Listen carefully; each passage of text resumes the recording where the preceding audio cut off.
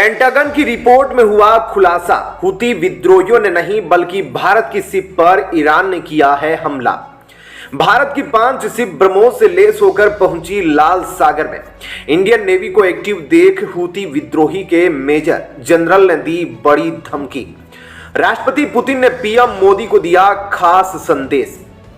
दोस्तों, इजराइल और हमास के बीच शुरू हुए युद्ध को 2 महीने से ज्यादा का वक्त गुजर चुका है। अब गाजा की हालत किसी नर्क से कम नहीं है। इजराइल गाजा में अक्टूबर से ही टोटल ब्लॉकेड लगा रखा है, जिसका मतलब है इजराइल ने गाजा की सभी जरूरतों को रोक दिया है। अब इन 2 देशों के बीच युद्ध का असर भारत पर भी दिखने लगा है। ईरान समर्थित यमन का हुती विद्रोही गाजा के समर्थन में खुलकर सामने उतर चुका है। लाल सागर इजराइल के खिलाफ हुती विद्रोहियों के जंग का मैदान बन चुका है। हुती विद्रोहियों की ओर से लाल सागर में तकरीबन 100 से ज्यादा हमले किए जा चुके हैं, जिसके चलते लाल सागर में मालवाहक जहाज की आवाजाही बंद हो रही है। हुती विद्रोहियों ने उन देशों को धमकी दी है जो लाल सागर में अपनी नौसेना को सुरक्षा के लिए तैनात कर रहे हैं। इसी बीच भारत ने भी अपनी कई विध्वंसक डिस्ट्रॉयर शिप को हुतियों के खिलाफ उतार दिया है। भारत की इन विध्वंसक जहाज में ब्रह्मोस मिसाइल भी फिट की गई है, लेकिन हुतियों के लाल सागर में मालवाहक जहाज के ऊपर अटैक का सिलसिला रुक नहीं रहा है। अब तक तकरीबन 100 से ज्यादा हमले किए जा चुके हैं, जिसमें तकरीबन 10 जहाज प्रभावित हुए हैं। इन हमलों में भारत आ रही जहाज पर भी टारगेट किया गया है। लेकिन इसी बीच अमेरिका ने एक बहुत बड़ा दावा किया है। अमेरिका का कहना है कि पिछले हफ्ते सऊदी से भारत आ रही शिप पर भारत के बिल्कुल नजदीक जो हमला हुआ है, इसे ईरान ने किया है। वही ईरान जिसकी भारत से दूरी तकरीबन 2500 किलोमीटर है। तो आखिरकार यह हमला कैसे हुआ? कौन से हथियारों का उपयोग किया गया? भारत के साथ ईरान के रिश्ते तो अच्छे रहे हैं, तो ऐसे में ईरान ने हमला क्यों किया? अगर ईरान ने हमला किया है तो अब भारत कौन से स्टेप उठाएगा? आइए इन तमाम सवालों को विस्तार से जानते हैं। दरअसल पिछले हफ्ते गुजरात के पोरबंदर बंदरगाह से 370 किलोमीटर दूर एक जहाज पर एक हमला हुआ। जिस पर हमला हुआ, इस जहाज का नाम कैम प्लूटो है। यह जहाज भारत का नहीं बल्कि जापान के स्वामित्व वाला जहाज था, जिस पर लाइबेरिया का फ्लैग लगा था, जिसका संचालन नीदरलैंड की एक कंपनी कर रही थी। पर यह जहाज सऊदी अरब से ऑयल लेकर भारत आ रहा था, जिस पर भारत के रक्षा मंत्री राजनाथ सिंह अपने स्टेटमेंट में कहे थे कि जिसने भी इस घटना को अंजाम दिया है, हम उसे पाताल तक में भी खोज निकालेंगे। अब इसी हमले को लेकर अमेरिका की पेंटागन ने एक बड़ा दावा किया है। अमेरिका का कहना है कि यह जो हमला हुआ है, इसे ईरान ने किया है। पेंटागन ने अपने बयान में कहा है कि 2021 के बाद से यह कमर्शियल शिप पर ईरान की तरफ से 7वां हमला है। वहीं जैसे ही भारत आ रही शिप पर हमला हुआ, उसके बाद भारतीय नौसेना भी एक्टिव हो गई। एक के बाद एक नौसेना के कई विध्वंसक शिप तैनात कर दिए गए, जिसमें INS Kolkata, INS Kochi, INS Mormugao, INS Chennai और आईएनएस विशाखापट्टनम शामिल है। इन 5 गाइडेड मिसाइल विध्वंसकों को लाल सागर में तैनात किया गया है। वहीं खबर है कि इनमें ब्रह्मोस मिसाइल भी तैनात है। उधर दूसरी तरफ यमन के हुती विद्रोहियों ने लाल सागर में सुरक्षा देने वाले देशों को धमकी देते हुए कहा कि वे देख रहा है कि कौन कौन से देशों के जहाज इस रास्ते से आते जाते हैं।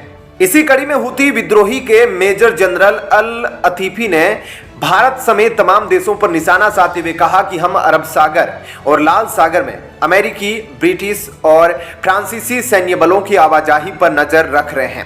वैसे तो भारत अभी तक इजराइल और हमास युद्ध पर खुले तौर पर कोई टिप्पणी नहीं दे रहा है, लेकिन पेंटागन की रिपोर्ट में भारत और ईरान के संबंधों पर बड़े सवाल खड़े कर दिए गए हैं। कई सालों से भारत और ईरान के संबंध अच्छे रहे हैं। वहीं अगर अमेरिका का दावा सही निकलता है और सच में ईरान ने भारत आ रही शिप पर हमला किया है, तो भारत सरकार ईरान के साथ कैसे इस मामले को टेकअप करेगी? तो आखिरकार यह हमला हुआ क्यों? दरअसल यमन में सक्रिय हुती विद्रोही लाल सागर में इजराइल से किसी भी तरह के संबंध रखने वाले जहाज पर हमला कर रहे हैं। अमेरिका द्वारा ईरान पर लगाए जा रहे इस आरोप के पीछे की कहानी कहीं ना कहीं ईरान को कटघरे में खड़ा करती है, क्योंकि ईरान हूती विद्रोहियों को कई तरीके की मदद पहुंचा रहा है। ईरान इन विद्रोहियों को ट्रेनिंग, पैसे और हथियार पहुंचा रहा है। दरअसल कहा जा रहा है कि हूती विद्रोही इस वक्त जिस मिसाइल और ड्रोन का इस्तेमाल कर रहे हैं वह ईरान के बने हुए हैं। यही वजह है कि भारत आ रही जिस जहाज पर हमला हुआ है उसको लेकर ईरान पर भी सवाल उठ रहे हैं। लेकिन इस बीच हूतियों ने बड़ी गलती कर दी है। भारत की शिप को टारगेट करना उनके लिए बड़ा खतरा बन सकता है। भारत के 5 विध्वंसक डिस्ट्रॉयर बिल्कुल एक्टिव हो चुके हैं और सभी लाल सागर पहुंच चुके हैं। अगर भारत अपनी पर आ गया तो नेवी की ओर से ये 5 विध्वंसक डिस्ट्रॉयर पहुंचे हैं, यही इन विद्रोहियों को ठिकाने लगा सकते हैं। लेकिन अब देखना है कि जिन देशों की शिप को हूती विद्रोही टारगेट कर रहे हैं उनको कैसे जवाब दिया जाता है। बहरहाल दोस्तों, यह तो थी पहली खबर। अब आइए एक अहम खबर के बारे में बताते हैं। यह खबर भारत और रूस से जुड़ी हुई है। अभी हाल ही में भारत के विदेश मंत्री एस जयशंकर रूस के राष्ट्रपति व्लादिमीर पुतिन से मुलाकात किए हैं। ऐसे बहुत ही कम देखा जाता है कि राष्ट्रपति पुतिन अपने समकक्ष के अलावा किसी दूसरे लीडर से मुलाकात करें, लेकिन भारत के मामले में यह दूसरा ऐसा मौका था कि जब वह पीएम मोदी की नामौजूदगी में विदेश मंत्री और राष्ट्रीय सुरक्षा सलाहकार से मुलाकात की हो। इस मुलाकात के दौरान उन्होंने पीएम मोदी को रूस की यात्रा के लिए इनवाइट किया था, लेकिन इसके कुछ दिन बाद ही एक बार फिर राष्ट्रपति पुतिन ने पीएम मोदी के लिए एक खास संदेश भेजा है। रूस भारत के लिए उन देशों में से हैं जिसने कई मंचों पर खुलकर भारत का साथ दिया है। नवभारत टाइम्स की रिपोर्ट के मुताबिक 1957 से 1971 तक भारत के लिए रूस ने यूनाइटेड नेशन में 6 बार वीटो पावर का उपयोग किया है और हर बार अमेरिका विरोध करता रहा है।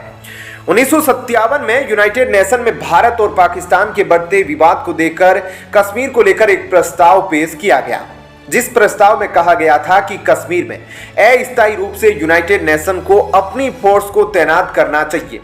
अगर यह प्रस्ताव पास हो गया होता तो आज तक यूनाइटेड नेशन की सेना कश्मीर के अंदर तैनात होती, जो भारत के लिहाज से बहुत बुरी खबर होती। लेकिन इस प्रस्ताव को पास होने से भारत के सच्चे दोस्त रूस ने अपने वीटो पावर को लगाकर रोक दिया था। रूस की नजरों में भारत दुनिया के सभी देशों से सबसे ऊपर आता है। रूस के राष्ट्रपति पुतिन ने 2024 के नए साल पर भारत की राष्ट्रपति मुर्मू और प्रधानमंत्री नरेंद्र मोदी को शुभकामनाएं दी। उन्होंने भारत की जमकर तारीफ की है। पुतिन ने भारत के नेतृत्व में शंघाई सहयोग संगठन और G20 के परिणामों की सराहना की। राष्ट्रपति पुतिन ने पीएम मोदी को रूस यात्रा के लिए आमंत्रित किया है। कहा है अगर रूस पीएम मोदी आते हैं तो उन्हें अच्छा लगेगा। बहरहाल दोस्तों, इस खबर में इतना ही। लेकिन आपको वीडियो पसंद आई हो तो वीडियो को लाइक और चैनल को सब्सक्राइब जरूर करें। तो मिलते हैं आपसे एक नई वीडियो में। जय हिंद, जय भारत।